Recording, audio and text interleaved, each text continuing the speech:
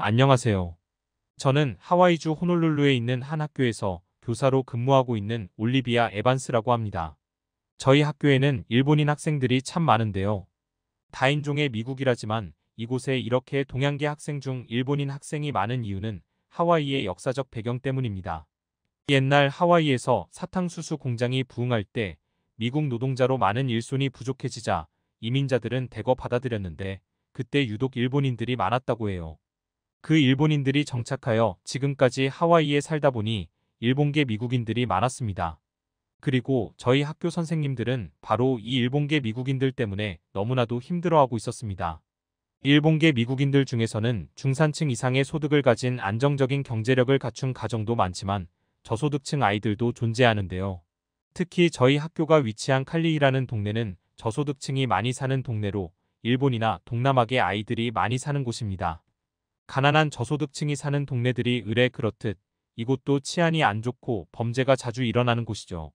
날이 어두워지면 무조건 돌아다니지 말라고 경고하는 사람들이 많습니다. 아이들의 경우에도 자연스럽게 영향을 받아 일본 야쿠자 조직에 가입해 범죄 조직의 일원이 되는 경우가 많은데요. 무슨 미국에 있는 하와이주에서 일본 야쿠자가 나오냐며 생뚱맞아 하시는 분들이 있을지 모르지만 하와이는 일본 야쿠자 조직의 해외 거점 중 하나로 이곳에서 약을 수입해 유통하고 있습니다.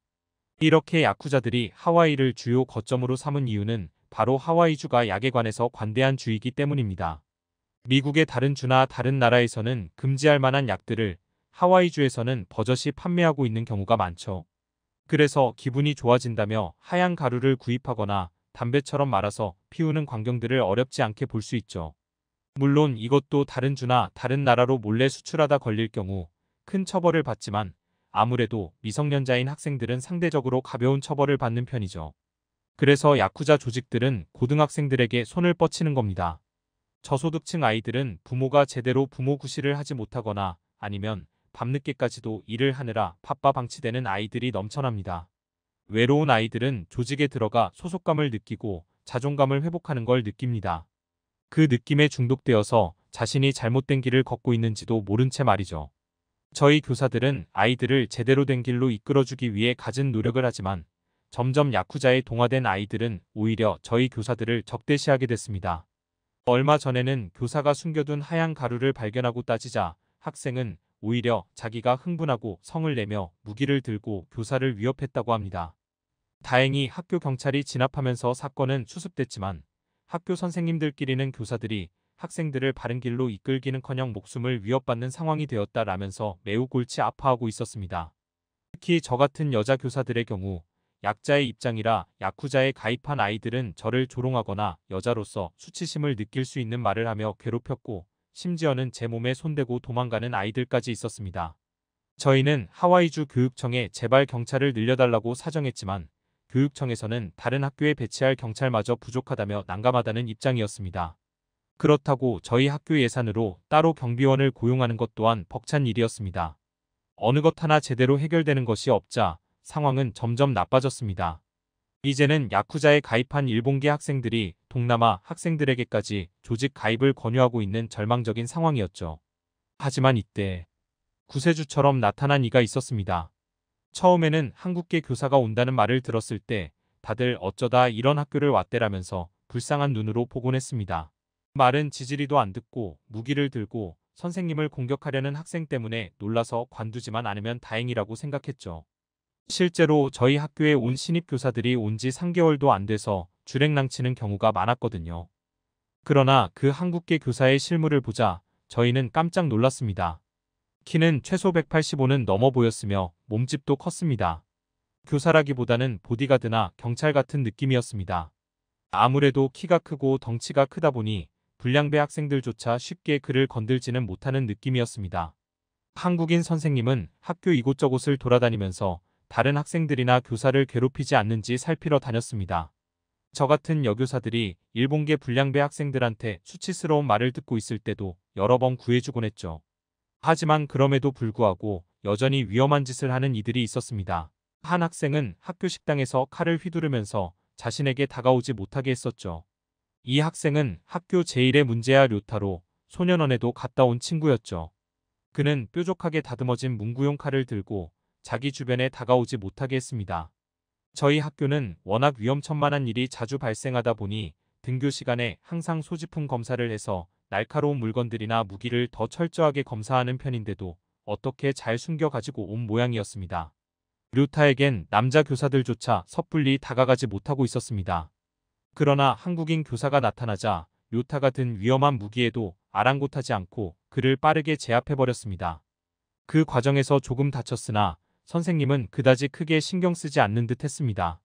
양호실에서 간단하게 처치를 받은 선생님은 갑자기 류타를 보러 가야겠다는 말을 꺼냈습니다. 한국인 선생님은 류타가 마지막에 자긴 죽을 거야 라고 흐느끼면서 울던 게 마음이 걸린다고 그를 보러 가야겠다고 했죠.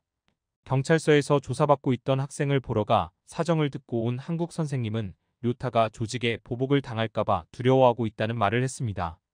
류타가 학교 식당에서 이성을 잃었던 이유도 조직이 운반하라고 명령한 대량의 가루를 학교에서 뺏겼기 때문인데 그 가루의 금액만 무려 $10,000가 넘어간다고 했죠. 실제로 류타는 차라리 철창에 갇혀도 좋으니 경찰서를 빠져나가기 싫다고 조직이 자기를 찾아올 거라고 울부짖었다고 합니다. 한국 선생님은 류타가 경찰서에서 조사받고 나오자 등하교를 같이 하기로 마음먹었고 선생님이 보호와 감시 아래 있던 류타는 더 이상 불량배 짓을 못하게 됐죠. 그러던 어느 날이었을까요? 밤 10시를 넘긴 시각 전화가 울렸습니다. 전화를 받으니 류타가 흐느끼고 있었습니다. 비상연락망을 보고 전화를 했는데 다른 선생님들이 아무도 받지 않아 저에게 연락했다고요.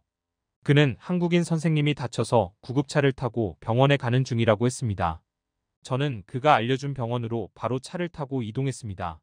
응급실에 도착해보니 한국인 선생님은 어깨에 총을 맞아 처치 중이었습니다.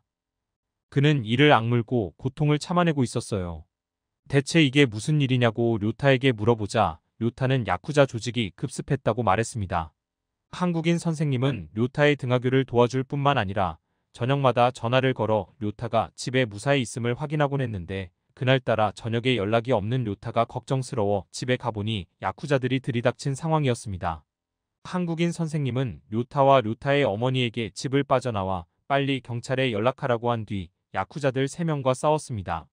경찰이 도착해서 다시 류타의 집에 야쿠자들을 잡으러 도착했을 때는 한국인 선생님 1명만 쓰러져 있었고 경찰차 소리를 듣고 도주하던 2명의 야쿠자 중 1명이 잡혀 현재 경찰서에 있다고 하네요.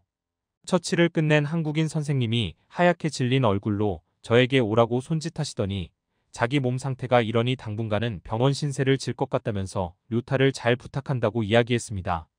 그는 울고 있는 류타에게 나한테 미안하면 앞으로 불량배짓하지 말고 제대로 살면 된다라고 말하면서 어깨를 두드렸습니다. 류타의 집을 급습했던 야쿠자들의 거점은 쉽게 들키게 됐는데요. 바로 한국인 선생님께서 그들의 휴대폰을 빼앗았기 때문입니다. 괜히 물건을 뺏으려고 덤볐다간 더 위험할 수 있는 상황이었지만 한국인 선생님은 만약 류타를 지켜낸다고 해도 야쿠자들이 도망친다면 더 위험한 일이 생길 것이라 판단했습니다. 분명 부하들을 보내는 게 이번으로 끝나지 않을 테니까요. 한국인 선생님은 그들의 거점을 알아낼 방법이 없을까 고민하다가 휴대전화가 눈에 들어왔다고 합니다. 그래서 경찰이 올 동안 그들과 싸우면서 휴대폰을 빼앗았고 비록 1명이 도망가긴 했지만 휴대폰에 있는 메시지 내용과 구글 지도 위치 기록을 통해 아지트의 위치를 알아냈고 그들을 소탕해낼 수 있었죠. 물론 일본 야쿠자의 거점이 그곳 하나만은 아니겠지만 적어도 당분간 호놀룰루 칼리이 근처에는 얼씬도 못할 것이 분명했습니다. 저희는 위급한 상황에서 그런 기발한 생각을 해낸 한국 선생님에게 무척 감탄했는데 알고 보니 한국인 선생님은 원래 한국에서 군인을 했었다고 합니다. 그러다가 미국인 와이프 때문에 이민을 오게 된 후 아이들을 가르치고 싶다는 생각이 들어 대학에 입학해 공부한 뒤 교사가 되었다고 해요. 어쩐지 첫인상부터 평범한 교사 같지 않더라니 다 이유가 있었습니다. 야쿠자들이 활개치지 못하니 자연스럽게 아이들에게도 어둠의 손길을 뻗지 못하게 되었고 우리 학교는 예전보다는 훨씬 분위기가 좋아졌습니다. 특히 문제아였던 류타는 그 사건 이후로 정말 개과천선했습니다. 그의 불량배 과거를 모르는 사람들은 다 모범생으로 볼 정도로요. 병원에서 입원 치료를 받고 돌아온 한국인 선생님을 도와 약한 친구들을 괴롭히는 불량배들을 혼내주는 역할도 톡톡히 하고 있습니다. 한국인 선생님이 앞으로도 지금처럼 우리 학교의 수호자가 돼주길 바랍니다. 야쿠자 조직에 가입한 불량배 청소년 때문에 엉망이 되었던 학교를 구한 한국인 선생님의 이야기 어떻게 들으셨나요? 클립 뉴스에서는 여러분의 재밌고 감동적인 사연을 기다리고 있으니 언제든 제보 부탁드립니다.